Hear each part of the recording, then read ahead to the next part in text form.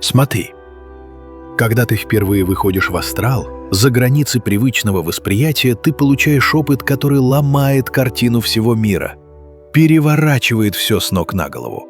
Ты вдруг понимаешь, что вот эта вся суета, работа, быт, амбиции, деньги, она не имеет никакого смысла во вселенском масштабе.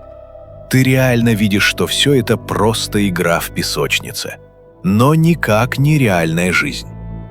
А теперь представь, ты возвращаешься обратно и снова должен вставать утром, делать какие-то дела, общаться с людьми, решать бытовые хлопоты, и тебе становится тошно прямо на физическом уровне, потому что твоя душа уже попробовала другой масштаб, и ты четко осознаешь теперь, что мир — иллюзия, и эта иллюзия настолько реальна, что невозможно объяснить никому, что они спят.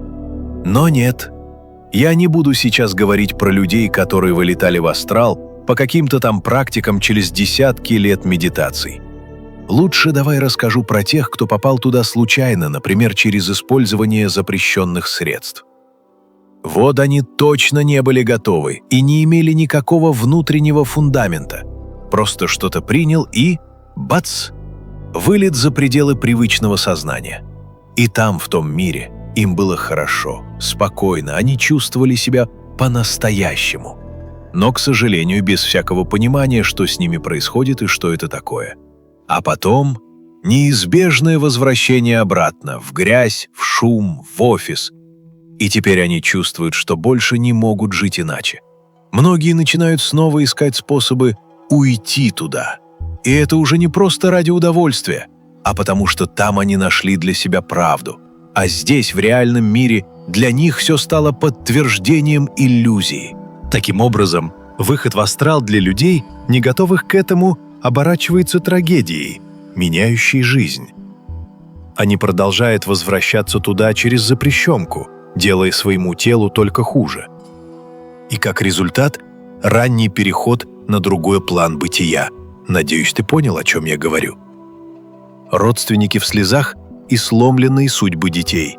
Вот что принесет их неподготовленный опыт. Хотя если посмотреть с позиции наблюдателя или брахмана, то, возможно, такие опыты тоже нужны, чтобы подрастающее поколение на ошибках этих людей училось и вело трезвый и здоровый образ жизни. Поэтому нужно избегать крайностей и не нужно судить таких людей, просто будьте нейтральными наблюдателями этой великой вселенской игры. А теперь другая история. Есть люди, которые годами идут по духовному пути, без спешки, без понтов, медитируя и наблюдая за собой.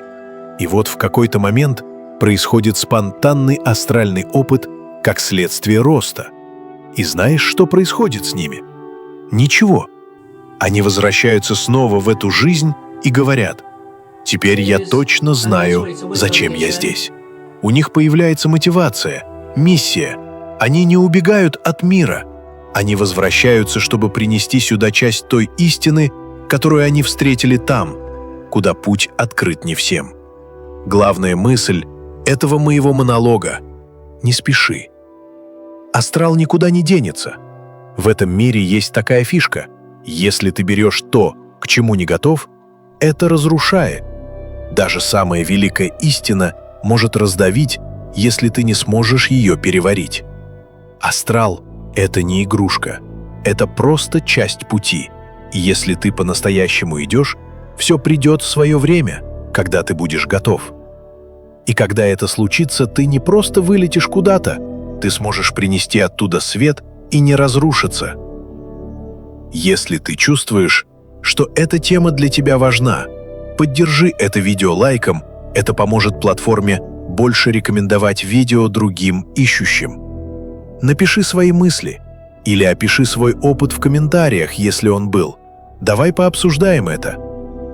И обязательно подпишись. Здесь будет еще много глубоких разговоров. Пусть не часто, зато искренне. Благодарю за просмотр.